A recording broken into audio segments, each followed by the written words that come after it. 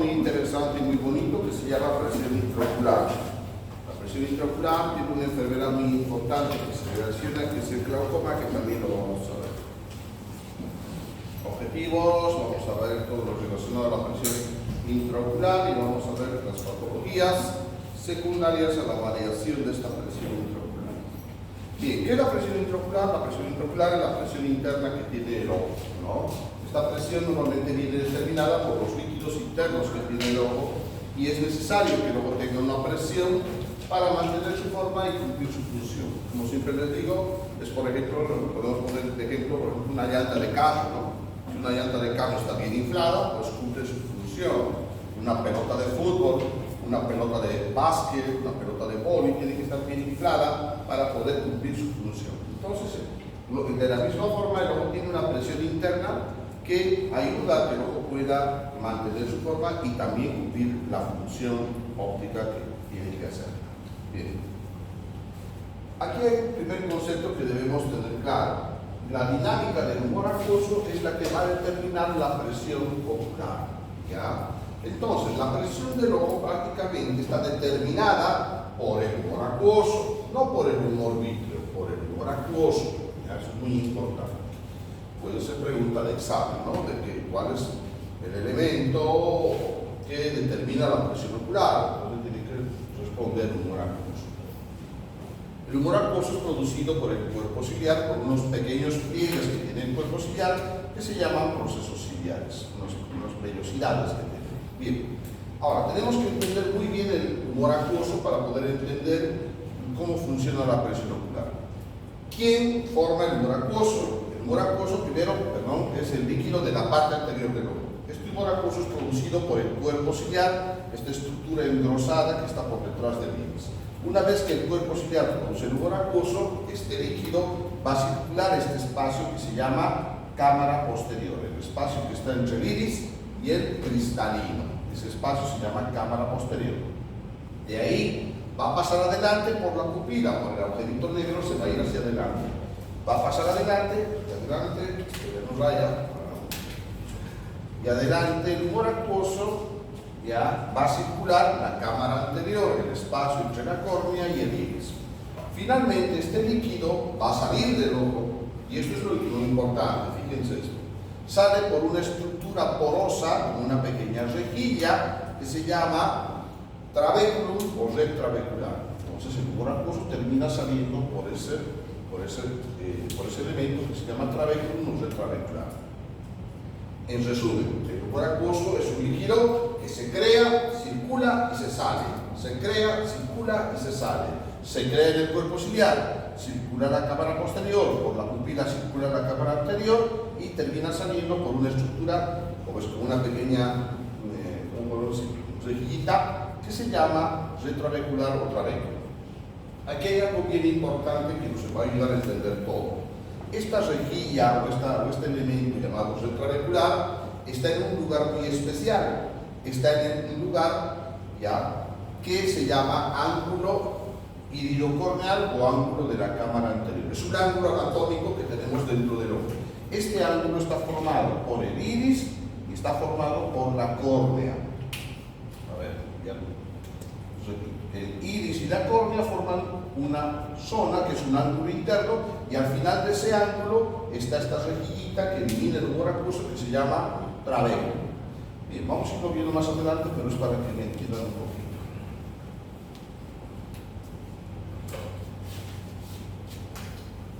Entonces acá vemos lo mismo. El humor acuoso se crea en el cuerpo ciliar, circula a la cámara posterior, pasa por la pupila a la cámara anterior, circula a la cámara anterior y va a abandonar el ojo por una estructura porosa llamada red trabecular o trabéculum, que si lo vemos con un microscopio más o menos se vería así como estamos viendo. Esta estructura es la que elimina el humor acuoso del ojo, la que la saca.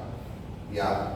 Bien, una vez que esta estructura elimina el humor acuoso del ojo, este humor acuoso, este líquido, va a pasar a un conducto que está acá, cerca al trabéculum, que se llama conducto de Schlemm.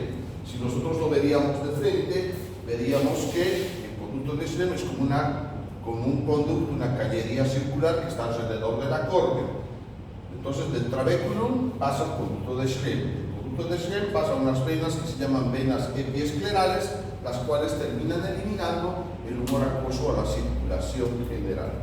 Todo lo que hemos visto entonces es cómo el humor acuoso se crea, circula y se elimina del interior del ojo. Bien. Una vez comprendido eso, entendido, vamos a hablar de la enfermedad más importante relacionada a la presión ocular. Esta enfermedad se llama glaucoma, ¿ya? Es una enfermedad que va a afectar a la visión del paciente y se caracteriza por un daño progresivo e irreversible del nervio óptico. Cuando sube la presión del ojo, eso va a dañar una sola cosa del ojo, ¿ya? No daña la retina, no daña el cuerpo ciliar, no daña el iris, no daña el cristalino. Cuando sube la presión del ojo, va a dañar el nervio óptico. El nervio óptico que se forma aquí en la parte interna del ojo, en la parte posterior. La presión, entonces, empieza a dañar acá, al nervio óptico, cuál es el órgano blanco de esta enfermedad, ¿ya? El tener glaucoma está determinado por factores genéticos y también por factores ambientales. Bien.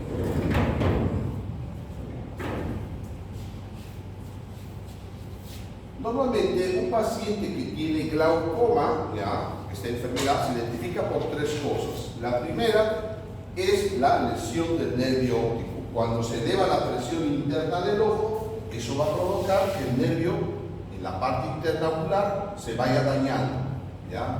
Segunda cosa que caracteriza al glaucoma, que vamos perdiendo campo de visión. Si yo, todo esto es mi campo de visión, cada vez veo menos campo de visión. Y tercera cosa que suele caracterizar al glaucoma es que la presión del ojo en estos pacientes está más alta de lo normal. El ojo tiene una presión normal, entonces cuando está más alta, esa presión va dañando el nervio óptico y va dañando mi campo de visión. Esas son las características de un paciente con glaucoma.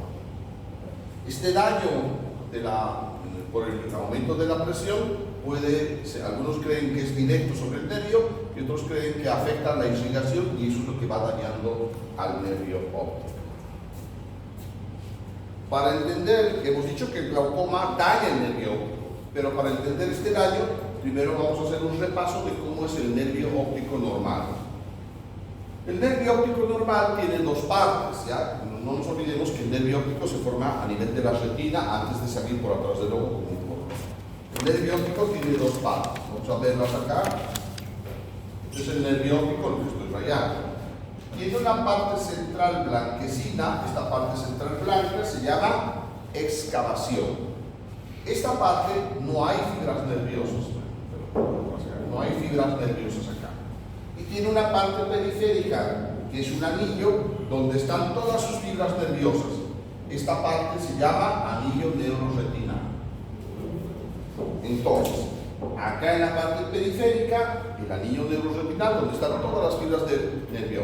Y en la parte central, una parte sin fibras que se llama excavación. Esa es la forma normal del nervio óptico. Si a ustedes les hacemos un examen interno de sus ojos, esperamos encontrar esto, que tenga su anillo neuroretinal y en la parte central una parte blanca donde no hay fibras que se llama excavación. Bien, aquí hay algo que es muy importante. Entre la parte sin fibras y la parte con fibras hay una relación muy importante. Todo el nervio viene a constituir el 100%. ¿no? Todo el nervio es el 100% del volumen, ¿ya? Del nervio. La parte sin fibras, esta parte blanca, máximo debe equivaler al 30% del total del nervio. Si todo el nervio es 100%, la parte blanca máximo debe ser un 30% de ese total. Puede ser menos, incluso puede ser 20%, puede ser 10%, puede ser 5%, puede ser más, pero nunca debe superar el 30%. Les pongo otro ejemplo para que me entiendan. Si yo tengo una torta, ¿ya? Y la torta la divido en 10 pedazos, ¿ya? Entonces yo digo, máximo se van a comer 3 pedazos. No pueden comerse más de 3 pedazos, tienen que sobrar 7. Entonces, solamente máximo puede haber 3. Alguien va y se come un pedazo, igual es esto dentro de lo esperado. Alguien se comió 2 pedazos, es dentro de lo esperado. Alguien se comió los 3 pedazos, es dentro de lo esperado. Pero si alguien se come 4 o 5 pedazos, ya no es lo que yo espero, ¿no? Porque yo he dicho que solamente se coman 3. Entonces, eso mismo tiene que haber acá, esa relación. Esta parte blanca, central, sin fibras, máximo debe ser el 30% del total del nervio, que es el 100%. Eso es lo que esperamos encontrar en un examen normal cuando revisamos la parte interna ocular. ¿Qué es lo que pasa entonces cuando un paciente tiene glaucoma? Esta relación está alterada, ¿ya? La parte sin fibras, la parte blanca, empieza a crecer porque se va dañando las fibras nerviosas del nervio óptico por la presión. Y aquí vemos el primer ejemplo. A ver, ¿quién se anima a decirme cuánto de porcentaje tiene la parte blanca acá respecto al nervio? ¿Qué porcentaje le dan? Un 80%. Un 80%. Pues, ¿están de acuerdo? ¿Alguien tiene que decir algo contrario? Pues sí, más o menos está un 80%. Si todo el nervio es el 100%, esta parte blanca más o menos está ocupando el 80%, ¿no? Ya se alteró la relación, ya es más del 30%. Y la parte con fibras se reduce a un 20%. Si nosotros vemos esto en un examen oftalmológico, entonces, ¿qué vamos a decir? Esta relación está alterada. Puede haber glaucoma. Bien, ¿qué hacemos? Vamos a tomar la presión ocular y si encima la presión ocular está alta, entonces ya estamos seguros de que el paciente tiene glaucoma, porque hemos encontrado presión ocular elevada y una alteración en la relación en el nervio óptico de la parte con fibras y la parte sin fibras. Entonces, ¿qué quiere decir esto? Que poco a poco el nervio se va dañando, va perdiendo fibras nerviosas y mientras más fibras nerviosas pierda, más va a aumentar la parte sin fibras, la parte blanca. Si el paciente no hace tratamiento, no se cuida, esta atrofia que va sufriendo puede llegar a ser total y el nervio puede quedar completamente blanco, como estamos viendo acá, sin nada de fibras nerviosas. Cuando llega a este nivel, el paciente ya está ciego, ya queda ciego porque no hay ninguna fibra nerviosa donde se forma el nervio óptico que pueda entonces llevar la visión del ojo al cerebro. ¿Entienden? Entonces la relación, la excavación o la parte sin fibras es mayor al 30% en un paciente que tiene glaucoma. Bien, ¿cuáles son los factores de riesgo para tener glaucoma? Bueno, uno de los factores de riesgo es la edad, ¿ya? La edad. Normalmente cuando ustedes hacen un examen oftalmológico, ya, normalmente no les toman la presión ocular. ¿Por qué? Porque el glaucoma es un poco raro en edad juvenil, en jóvenes como ustedes, ¿no? La probabilidad de tener glaucoma aumenta de una forma más significativa cuando la persona tiene más de 40 años, ¿ya? Entonces, ahí es donde aumentan las probabilidades. Seguramente si yo pregunto ahorita, aquí, ¿quién tiene glaucoma? Seguramente nadie tiene, ¿no?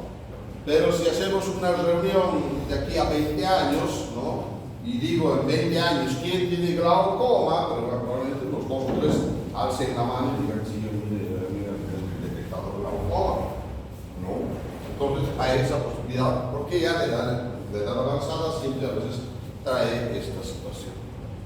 Bien, otro factor de riesgo es tener las correas delgadas, pero eso solamente se sabe con estudios. La raza negra hispano-asiática también es un predisponente. Errores de refracción elevados. ¿Qué significa eso? Que las personas que tienen medidas muy altas en su lente corren más riesgo de tener glaucoma. La herencia es el principal factor. Tener familiares que han tenido glaucoma aumenta mis posibilidades de tener glaucoma. Así que si alguno de ustedes tiene un familiar con glaucoma, tiene que hacerse controles de presión más seguidos de que lo que haría normalmente una persona que no tiene familiares. Factores sistémicos como la hipertensión arterial, la diabetes mellitus o la migraña pueden aumentar mis posibilidades de tener glaucoma. Y aquí hay algo que aclarar. El tener presión arterial elevada no significa que voy a tener glaucoma, porque a veces preguntan eso. Doctor, tengo la presión alta, ¿me va a dar glaucoma? No. no hay relación directa. Es un factor de riesgo, pero no hay relación directa. O que yo tenga glaucoma y que por tener glaucoma me va a dar presión arterial o hipertensión arterial. No hay relación directa. ¿Ya? Bien. Sufrir un golpe muy fuerte en el ojo o a veces como complicación de cirugía ocular puede ser un factor de riesgo. La hipertensión ocular es un término que lo vamos a hablar después, y el uso prolongado de corticoides.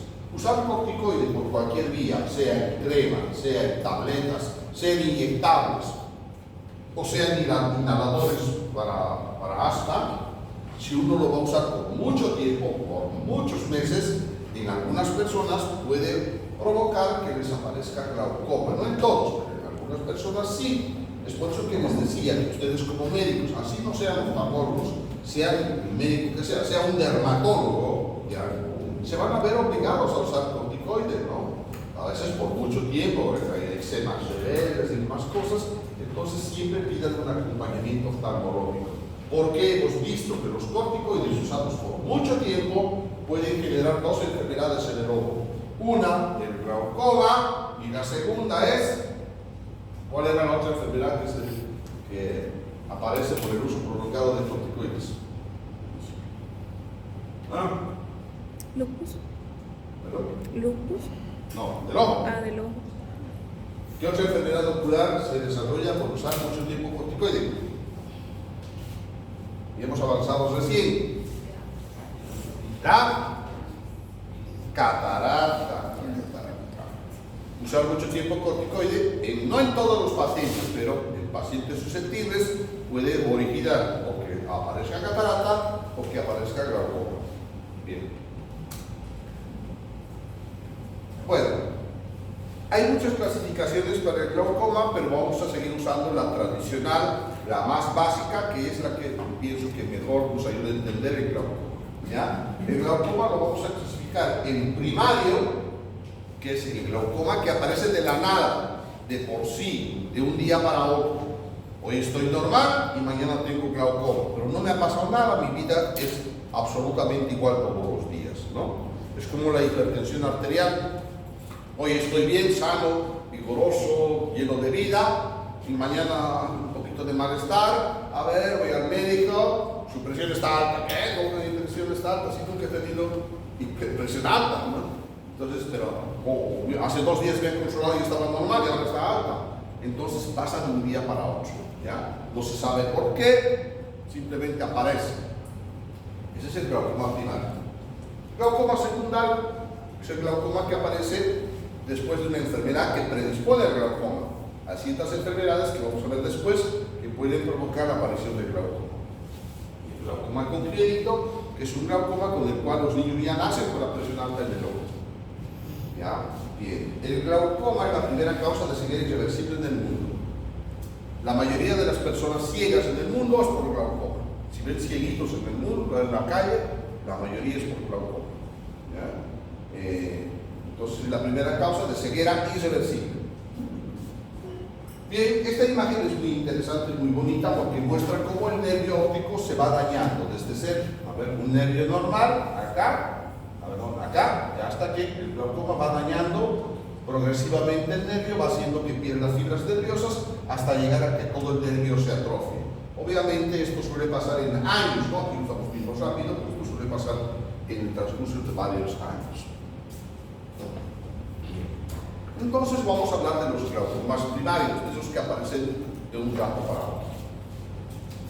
Primera cosa, son de causa desconocida. No se sabe por qué aparecen en algunas personas, pero simplemente aparecen. Para entender el glaucoma primario es importante entender un concepto, que es el ángulo. ¿Ya? ¿Qué es el ángulo? Bueno, vamos a explicar acá. Un ángulo es un espacio que se genera entre dos líneas, pero estas líneas están unidas en un punto. Dos líneas unidas en un punto, y la separación entre estas dos líneas es el ángulo. En el colegio lo representábamos así, ¿no? Bien. Entonces, este es un lado 1, lado 2, se unen en un punto, este es el vértice, y este espacio entre la separación entre los dos es el ángulo. Este ángulo que estamos dibujando acá existe en el ojo y es un ángulo anatómico.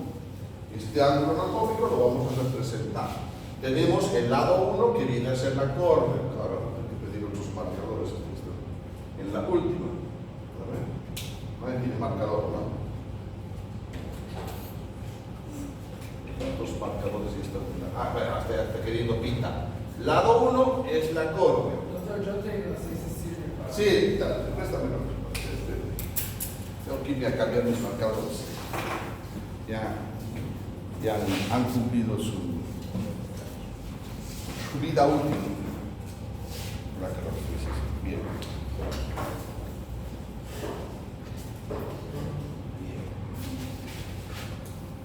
Entonces, vamos a ver su marcador. Lado 1 es la córnea, lado 2 es el iris.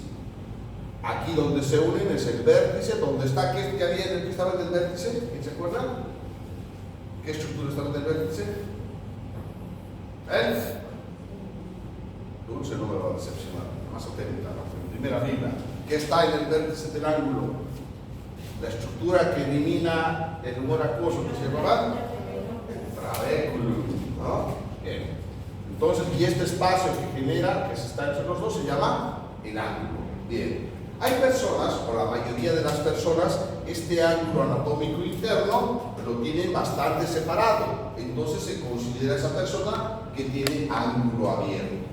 Pero en algunas personas, la córnea está muy poco separado del iris.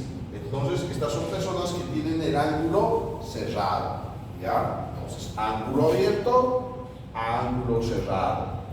Bien, porque este espacio es amplio y este es estrecho. Bien, entonces eso es un ángulo que hay en el ojo interno, el abierto y el cerrado. Por suerte para la mayoría, nosotros, la mayoría de los que estamos acá, o todos probablemente, tengamos ángulo abierto, y eso es bueno porque es el menos peligroso de los ángulos. Tener ángulo cerrado es bastante peligroso. Bien, ¿por qué es importante este ángulo? Porque a través de este ángulo el humor acuoso va a salir del ojo, va a llegar al trabéculo para ser eliminado del ojo.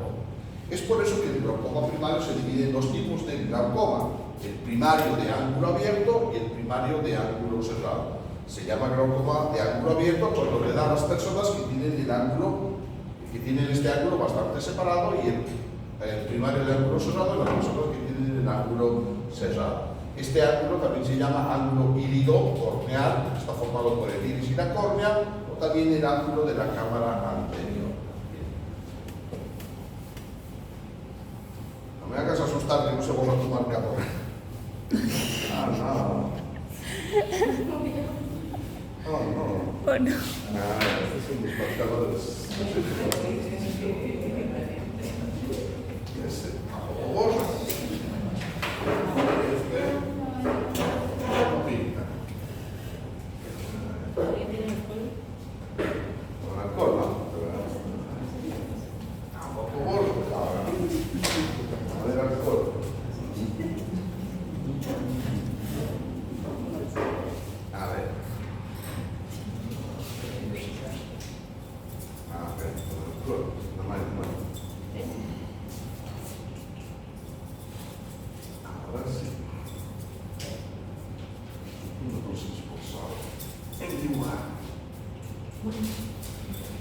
Bien, ahora ya quedó bien.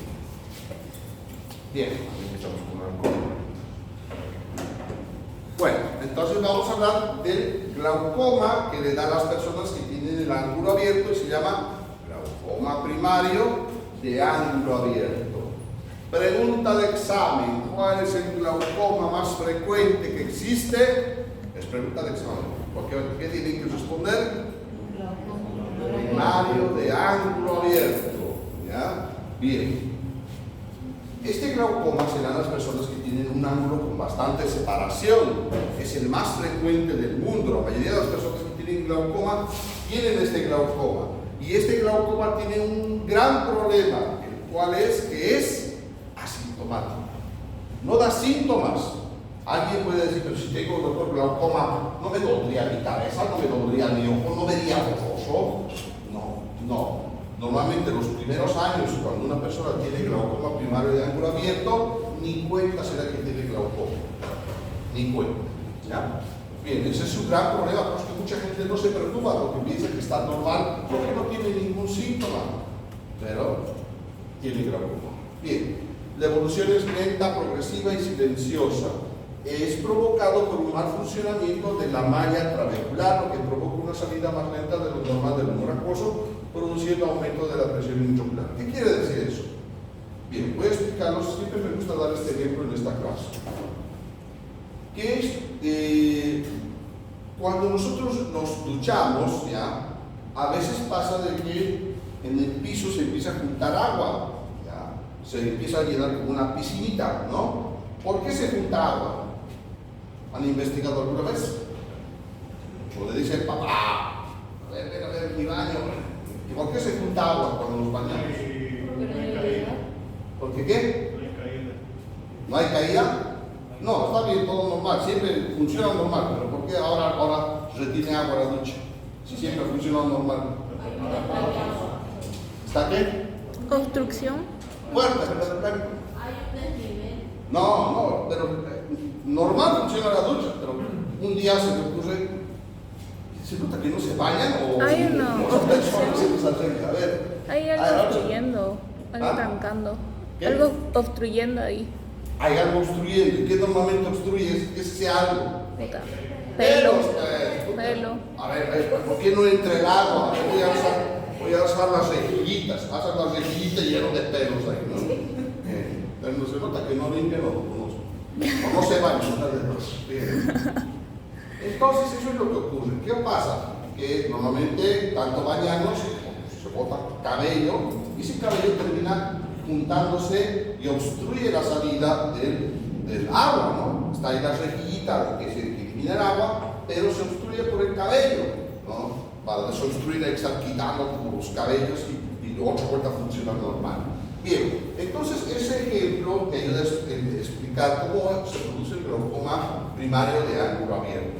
Hay una buena separación, hay una excelente separación, sin embargo lo que está obstruido es la rejilla, el trabéculo. El trabéculo no está pudiendo filtrar bien. Hay un muy buen espacio para que salga el líquido, pero el problema es que se está trancando en el trabéculo. Y eso es lo que provoca que como no filtra todo el líquido, parte del humor acuoso se retiene, se acumula y aumenta la presión intraocular. Otro ejemplo que podemos poner, podemos abrir la puerta totalmente, toda la puerta queda abierta. Y les digo, salgan de dos en dos, pero resulta que pongo un banco ahí, en la puerta para que no se muevan. ¿Van a poder salir de dos en dos? ¿Sí o no? Con un banco ahí. ¿Se puede o no se puede? No, a la fuerza uno por uno van a tener que trepar el banco para salir. Entonces, un alumno ya queda retrasado. Ya llegan los otros dos, otro con un sube, pero otro queda retrasado. Entonces, es lo mismo pasa con el humor acuoso. Sale una parte, pero no se elimina todo. Hay una retención de humor acuoso. Esa retención va elevando la presión intraocular. Bien. Bueno, cuando a una persona se le detecta glaucoma, normalmente el tratamiento es médico. ¿Qué quiere decir eso? Que se trata de controlar con medicamentos. En el caso de glaucoma, pero hay un gran problema, que el tratamiento de glaucoma es de por vida, ¿ya? Al igual que si alguien le dice, usted tiene diabetes, usted tiene hipertensión, el tratamiento es de por vida. Y lo mismo, cuando a alguien le detectamos glaucoma, tienen que hacer un tratamiento de por vida. Existen colidios que bajan la presión del ojo. Dentro de los que más usamos son el timolol, la doxolamina, la trimonina y el latanoprost. Estos colidios bajan la presión ocular. Muchas veces un paciente puede controlar la presión con un solo colidio. A veces necesita combinar 2, 3 o hasta 4 medicamentos. Es lo mismo que con la presión arterial, ¿no? La hipertensión arterial. Por ejemplo, yo puedo para mi presión arterial tomar losartán, pero el losartán no me controla mi presión. Entonces el cardiólogo me dirá otro, tal vez un diurético. Entonces ya tengo que tomar 2 medicamentos y con eso, si controlo, pues me quedo con eso. Si no controlo, me agregará un tercer medicamento. Lo mismo es con el glaucoma. Si con un colidio controlamos la presión ocular, suficiente. Si no, tiene que usar 2 o 3 o hasta 4. Bien. En casos donde el paciente reciba todas las gotas que existen y aún así no baje la presión ocular, se puede usar una tableta que se llama acetazolamida. La acetazolamida es una tableta diurética que actúa muy bien en el ojo y ayuda a que baje la presión del ojo de una forma rápida. Sin embargo, la acetazolamida no se puede dar por mucho tiempo porque produce muchos efectos secundarios, como ser parestesias, hormigueos, calambres, pérdidas de potasio. Es por eso que si un paciente se ve forzado a usar acetazolamida, es un paciente que tiene que operarse normalmente, ya que los colidios son insuficientes y tampoco puedo dar la acetazolamida por mucho tiempo. ¿Alguien sabe para qué se usa la acetazolamida? ¿Otro uso que tenga? ¿Nadie? La acetazolamida es un medicamento que se usa para tratar el mal de altura. Cuando uno viaja a un lugar muy alto, el tratamiento es en base a acetazolamida. Bien, pero en el caso del ojo baja muy bien la presión intraocular, pero como les digo, por los efectos secundarios que tiene, es para usarlos por cortos periodos de tiempo. Bien, aquí hay una tablita que explica cómo funcionan los medicamentos, su mecanismo de acción, sus reacciones adversas, que eso ya lo pueden ver con más calma los colidios que hemos mencionado. ¿Ya? También otra forma de tratar el glaucoma es con láser. Con láser se hace un procedimiento que se llama trabeculoplastía. ¿Qué es la trabeculoplastía? Hacer disparos de láser al trabéculo, así se crea agujeros más grandes y estos agujeros más grandes filtran mejor el humor acuoso, lo sacan mejor y a veces el paciente ya no tiene que usar ni gotas. Muchas veces cuando el paciente se diagnostica de glaucoma, a veces se le sugiere como primera opción hacerse láser, porque haciendo agujeros más grandes en el trabéculo filtra mejor y puede estar mucho tiempo sin usar gotas. ¿Ya? A veces hay que reforzar el láser después de algún tiempo y cuando ya no funciona, hay que decir pasar a las gotas. Bien, cuando no funciona ni el láser ni las gotas, el paciente tiene que ir a una cirugía que se llama trabeculectomía. ¿Qué significa ectomía? ¿Qué es ectomía? ¿Qué significa? Extraer, quitar, ¿no? Apendicectomía, quitar el apéndice. Colecistectomía, quitar la vesícula biliar. Bien, entonces la trabeculectomía, como su nombre dice, es quitar un pedazo de trabéculo, ¿no? Se levanta la esclera, se llega al trabéculo, con una pinza especial se saca un pedazo y después se vuelve a cerrar la esclera. Esta sección que se hace acá permite que filtre mucho mejor el humor acuoso y es una opción quirúrgica entonces para controlar la presión ocular. Existen otras técnicas, pero bueno, esta es la tradicional, que es la trabeculectomía. Bien, pero solamente se hace cuando no funcionan las otras técnicas. Bien, hasta el momento hemos hablado de las personas que tienen el ángulo abierto. ¿Qué pasa con las personas que tienen el ángulo cerrado? Aquí el problema no es el trabéculo, no es la rejilla filtra bien. El problema es que hay muy poca separación entre la córnea y el iris. Volvemos al ejemplo de la puerta. Yo agarro y la puerta la abrimos a la mitad, no está abierto completo, la mitad, y les digo salgan de 2 en 2. Con la puerta abierta a la mitad, ¿van a poder salir de 2 en 2? No, son mucho más de uno, ¿no? Entonces el alumno que queda retrasado. Ya llegan los otros 2, sale uno y queda otro retrasado. Entonces, como no puede eliminar todo el líquido, hay retención y eso aumenta la presión ocular y eso se debe a que la abertura es muy poca. Puede tener un curso crónico, un curso donde existe un bloqueo intermitente en la salida de líquido, pero la patología más grave que deriva de glaucoma es este que se llama glaucoma agudo. ¿Ya? Vamos a ver por qué es grave el glaucoma agudo. Entonces, el glaucoma agudo es una consecuencia de una persona que tiene glaucoma con el ángulo cerrado. El glaucoma agudo es una emergencia médica. ¿Por qué? Porque en el glaucoma agudo, las personas que tienen el ángulo muy cerrado corren riesgo de que este ángulo se cierre completamente y no deje salir nada de líquido del ojo. Nada, no sale nada. Al estar muy cerrado, se cierra completo y no sale nada de líquido del ojo. ¿Qué pasa si no sale nada de líquido? Entonces, todo el humor acuoso se empieza a acumular dentro del ojo, la presión sube muy rápido, a niveles muy altos, y eso va a provocar una clínica muy significativa. Entonces, las personas que tienen el ángulo cerrado son bombas de tiempo, porque cualquier rato se les puede cerrar completamente el ángulo y convertirse en glaucoma agudo. ¿Cuál es el problema del glaucoma agudo? El glaucoma agudo va a producir un daño rápido del nervio óptico. En un glaucoma primario de ángulo abierto, el daño se hace en muchos años, el nervio se va dañando lentamente y de forma progresiva. Pero en un glaucoma agudo, como hay un bloqueo completo de la salida del humor acuoso, el daño puede ser muy rápido, en horas o días el nervio puede dañarse, lo que en el otro glaucoma tardaría años en daño. Bien, ¿cómo reconocemos un paciente con glaucoma agudo? Ya que es una emergencia médica y este paciente va a ir a la emergencia. Lo primero, los síntomas, que son dolor ocular, blefarospasmo, que es tener el ojo así cerrado, disminución brusca de la visión, visión de halos, que son luces alrededor de los focos, sensación de ojo duro, cefalea, náuseas, vómitos, e incluso puede llegar a la bradicardia. ¿Ya? Bien, esto aquí puede dar lugar a confusión, porque un paciente que venga, doctora, me duele mucho, claro, por este lado de mi cabeza, mire, estoy vomitando, estoy con náuseas, pensarán que es el ojo. A veces, si el médico no revisa bien, probablemente debe ser una migraña, o debe ser, no sé, una gastroenteritis, tiene vómitos. Si uno no revisa bien, puede cometer el error de no diagnosticar el glaucoma agudo. ¿Cuáles son los signos que encuentro?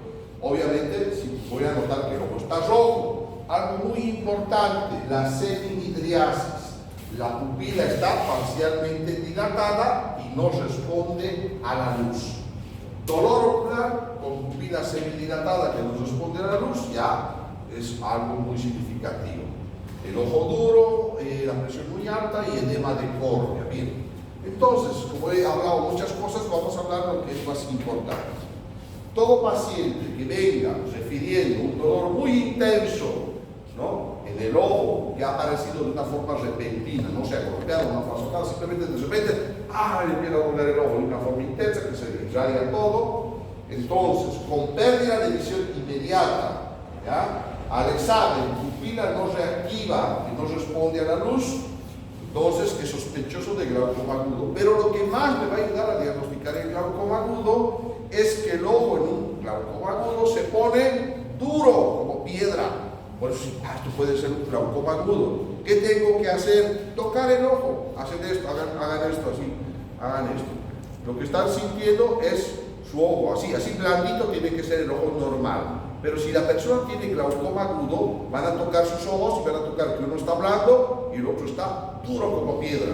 Si tocan un ojo duro como piedra, dolor intenso en ese lado, pupila dilatada, ¿ya?, y disminución de la visión repentina, sin ningún antecedente de golpe ni nada, pueden estar frente a un glaucoma agudo, que es una emergencia médica, porque el paciente, como tiene tanto dolor, va a ir en la emergencia. Este paciente se les va a aparecer a la 1 de la mañana, a las 11 de la noche, donde no hay oftalmólogo, y entonces ustedes van a tener que sospechar. Pero como les digo, lo que más me ayuda a estar seguro que es un glaucoma agudo es ese ojo duro que se palpa en el examen, tienen que palpar. Bien, el tratamiento del glaucoma agudo normalmente se trata con unos medicamentos que se llaman hiperoscóticos. En nuestro medio usamos un medicamento que se llama manitol. ¿Qué es el manitol? El manitol es un suero que, igual que el suero fisiológico, viene el suerito ahí, ¿ya? Este manitol se usa para varias cosas, pero en el caso del ojo baja la presión del ojo así rapidísimo, de una forma muy efectiva. Pero no solamente baja la presión del ojo, hay que tener cuidado, baja la presión intracraneal, por eso los neurólogos también lo usan el manitol. Por ejemplo, en casos de edema cerebral se usa manitol, ¿no? Baja la presión arterial, también incluye la presión arterial, así que no es un bajón de todas las presiones que hay que tener cuidado al administrar. Será a razón de 1 a 2 gramos por kilogramo peso. Entonces, 1 gramo por kilogramo peso, más fácil de acordarse. Así que si una persona pesa 50, tengo que darle 50 gramos de manitol, si es 1 gramo por cada kilogramo de peso. Bien, en nuestro medio normalmente la presentación de manitol viene de cuarto litro, 250 ml al 20%. Eso significa que cada frasco de manitol más o menos trae 50 gramos. O sea, estaría para una persona que pesa 50 gramos. Normalmente se administra un suerito de manitol y con el suero de manitol a veces ya el paciente pasa a estar mucho mejor, ya le va calmando el dolor, el ojo está menos duro, entonces el paciente se siente mejor. Cuando ya hay signos de mejoría, se pasa a la acetazolamida, que es la tableta que hemos hablado, que también baja la presión ocular de una forma muy efectiva. Una vez que hemos hecho efecto del mannitol, se da la acetazolamida, una tableta cada 6 horas. Esa es la dosis máxima que puedo dar de la tableta. Igual, ayuda a bajar y a controlar muy bien la presión intraocular. Y como siempre les decía, si ustedes alguna vez tienen o creen estar frente a un paciente con glaucoma agudo, ¿ya? No tienen mannitol o tienen miedo a usar mannitol, entonces denle acetazolamida cada 6 horas una tableta. Eso baja la presión, igual un poco más lento que el mannitol, pero va a bajar de una forma muy efectiva la presión ocular. Si están en el campo, por ejemplo, así glaucoma agudo, toma esta tableta cada 6 horas. Entonces ayuda a que baje la presión igual y ayuda a controlar. ¿Ya? Pero normalmente en una emergencia se coloca primero el mannitol y recién se pasa a la acetazolamida. Con el mannitol hay que tener un poco de cuidado porque, como hemos dicho, baja la presión de golpe, ¿no? También la presión arterial, por eso el paciente tiene que estar ahí con su tensiómetro y hay casos que hay que tomarle la presión controlando de que no se baje mucho. Si notamos que se baja mucho o hay alteración en los hospitales, se suspende el suero, ¿no? Y el paciente tiene que estar recostado. Si ustedes le dan suero mannitol a un paciente sentado o parado, se desmaya, se cae, o se desmaya, porque le baja así la presión. Bueno, está contraindicado solamente en insuficiencia renal grave, hipertensión arterial grave y insuficiencia cardíaca.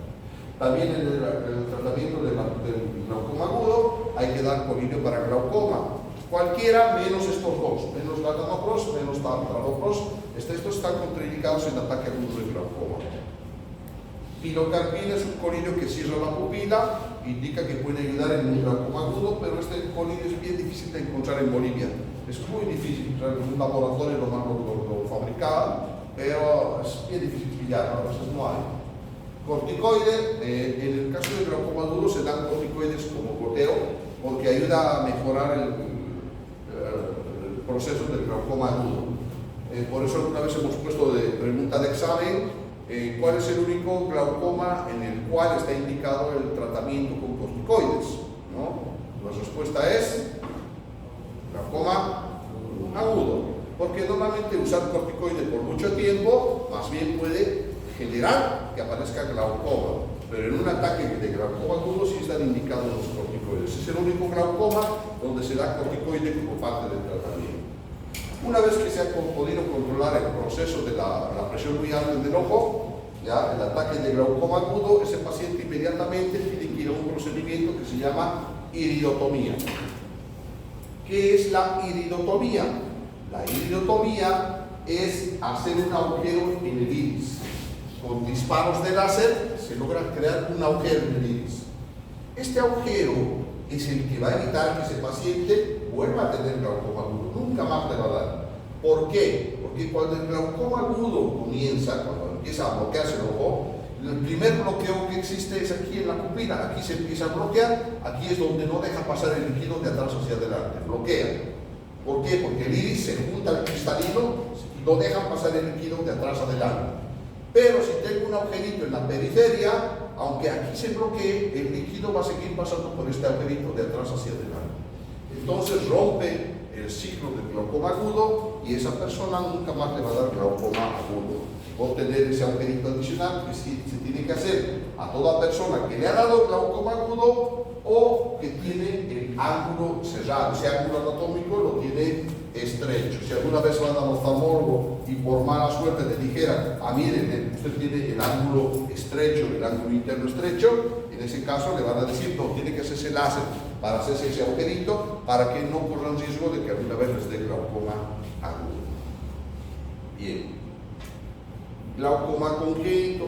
Los niños pueden nacer con glaucoma. ¿Por qué nacen con glaucoma algunos niños? Porque aquí, en el ángulo por donde sale el coracoso, está mal formado, hay una malformación. ¿Ya? Esa malformación hace que no salga el líquido y empieza a retenerse. Va a haber síntomas como lagrimeo, fobia, blefaroespasmo, pero aquí hay algo bien importante en glaucoma congénito y es lo que tienen que acordarse, ¿ya? Que es también pregunta de examen. El glaucoma congénito es el único que le cambia la forma al ojo, ¿ya? Si yo tengo glaucoma crónico, abierto, ángulo cerrado, agudo, mi ojo siempre va a estar igual. Pero el glaucoma congénito le cambia la forma al ojo. Y ese cambio en la forma del ojo va a dar lugar a un signo clínico característico en oftalmología y en la medicina que se llama buftalmos. ¿Qué es el buftalmos? El ojo de buey, ¿no? Normalmente siempre les digo, ¿no? Los brasileños normalmente no me entienden qué es buey. Entonces ellos me dicen, ¿no? Ah, buey, entonces ahí ya entienden cuando se habla de buey. Bueno, ¿qué es el ojo de buey? El ojo de buey es, si ustedes han visto, van al mercado y alguna vez pasan por la carnicería, van a ver ahí las cabezas de toro, las cabezas de vaca, van a ver que son ojos grandes con córneas grandes. Este es el buftalmos, ojos grandes con córneas muy grandes, ¿ya? Que a veces tienen una especie de coloración medio azul por el edema y todo lo que genera el glaucoma congénito. Bien, también se va a dañar el nervio óptico y a veces se puede atrofiar el ojo. El tratamiento del glaucoma congénito es quirúrgico, tienen que operarse para arreglar el drenaje del ojo, ¿no? Pero este signo clínico buftalmos, si ven a un niño así con las córneas, ojos grandes, córneas grandes, puede ser glaucoma congénito, hay que hacerlo revisar. Glaucoma secundario, hay ciertas enfermedades que pueden desencadenar que si yo no tengo glaucoma, me aparezca glaucoma. Sufrir un golpe muy fuerte en el ojo, así que no se está peleando nomás, a causa de un golpe muy fuerte puede provocar la aparición de glaucoma. El uso prolongado de corticoides por cualquier vía. Yo soy dermatóloga, pero yo estoy dando en crema mi corticoide, ¿no? Pero si usa por mucho tiempo el paciente, si es susceptible, puede desencadenar el glaucoma, ¿no? Eso les decía, por ejemplo, en el asma, hay algunos inhaladores que son corticoides para los asmáticos. Si usan por mucho tiempo, igual, si es que el paciente es susceptible, puede desarrollar el glaucoma, ¿no?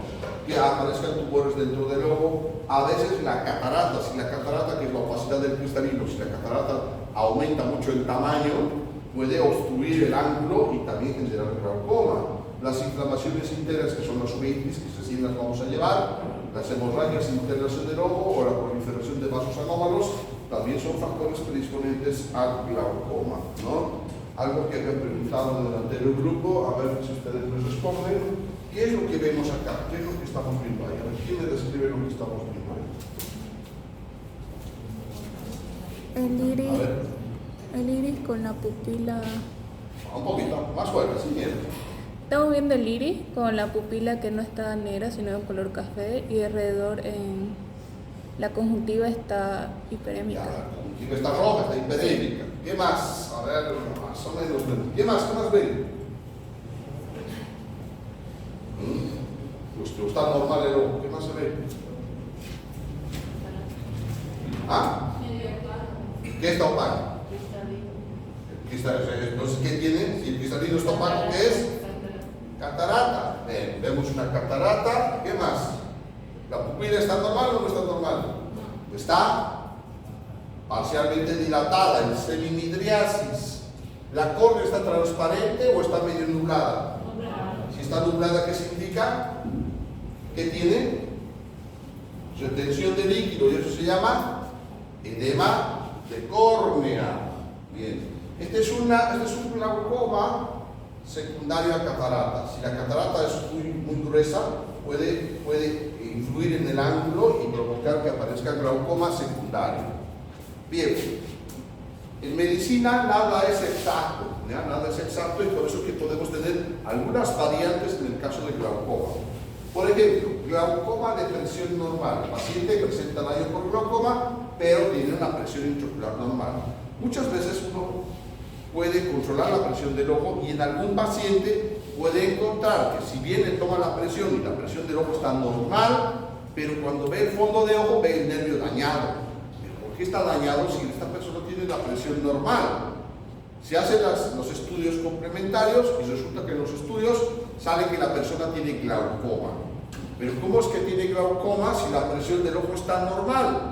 Entonces, hay algunas excepciones en algunas personas donde pese a tener la presión normal, su ojo no tolera esa presión normal y termina desarrollando glaucoma y se trata como glaucoma. Entonces es una excepción. Otra excepción, la hipertensión ocular. Va al control oftalmológico, le toman la presión del ojo y da alta. Su presión está alta. A ver, hacemos los estudios para ver si tiene glaucoma y no tiene glaucoma. Entonces, esas personas se clasifican como hipertensión ocular, pero no hay glaucoma, por lo tanto no necesita tratamiento. Pero tiene que tener cuidado y siempre controlarse de que la hipertensión no se vuelva en glaucoma. Y finalmente tenemos la otra variante, que es la hipotensión ocular. En algunas patologías la presión del ojo se puede bajar. Por ejemplo, como sufrir un golpe muy fuerte del ojo, cuando se desprende la retina, es típico la hipotonía ocular. Normalmente, si ustedes piensan que un paciente tiene desprendimiento de retina, por ejemplo, ha recibido un puñete en el ojo y a partir de ahí no ve nada, ¿no?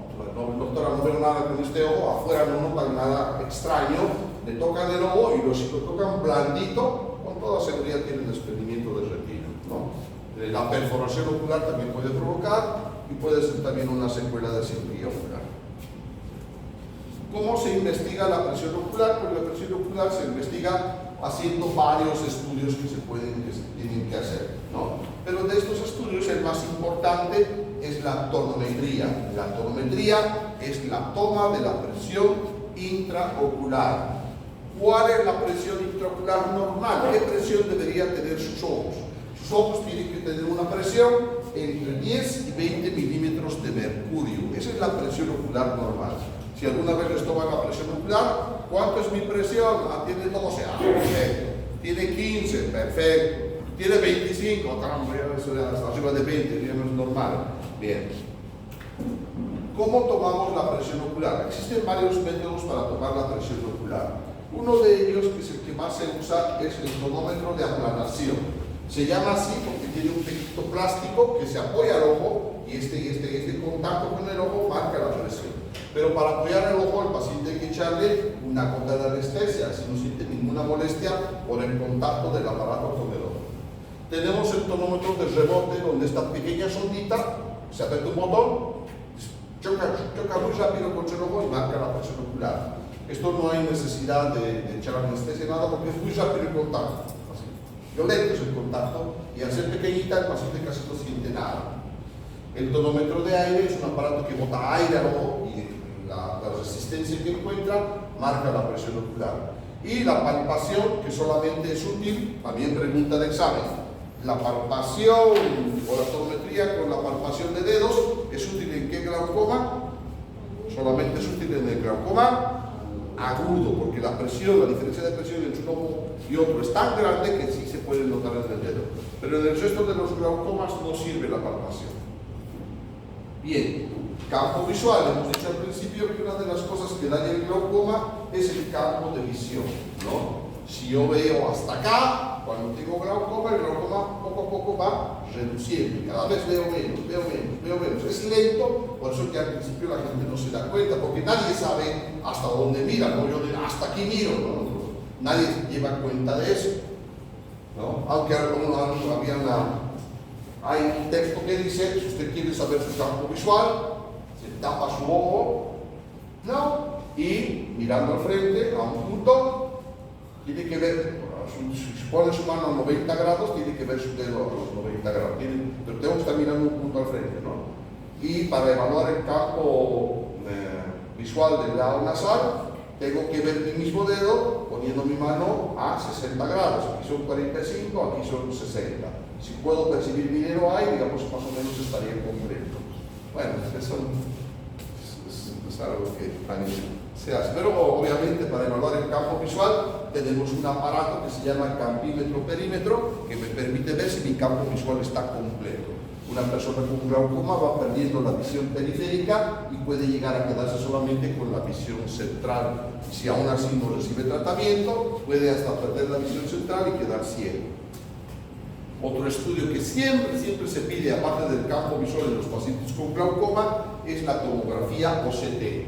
No se olviden que la tomografía OCT es un tomógrafo especial de los ojos. No hay en otros lados, no lo van a encontrar en un hospital común. Este solamente está en centros oftalmológicos, la tomografía OCT, y hace tomografías exclusivas para el ojo, del tejido ocular.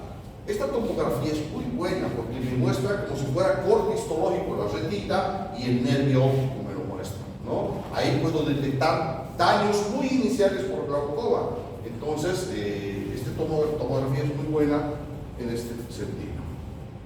Y para terminar, vamos a hablar de un procedimiento que es muy interesante, que normalmente se aplica a casos de muy mal pronóstico donde ninguna otra terapia ni láser ni cirugía ha funcionado. Esto se llama la ciclodestrucción. ¿Qué es la ciclodestrucción? Bien, entonces esto es destruir el cuerpo ciliar, ¿no? A alguien, a algún médico se le ocurrió seguramente decir ¿dónde se produce el humor acuoso? Se produce en el cuerpo ciliar. Y si destruimos el cuerpo ciliar para que no produzca tanto humor acuoso, y de ahí que surgió este procedimiento. Se puede destruir porciones del cuerpo ciliar mediante láser o mediante congelación con crioterapia. Al destruir partes de porciones del cuerpo ciliar, entonces el cuerpo ciliar produce menos humor acuoso, ¿no? Pero es un procedimiento destructivo, invasivo, así que es una terapia de muy última que se hace en algunos casos muy avanzados. Fin. Bueno, ¿hay alguna pregunta? ¿No? Préndeme la luz, por favor.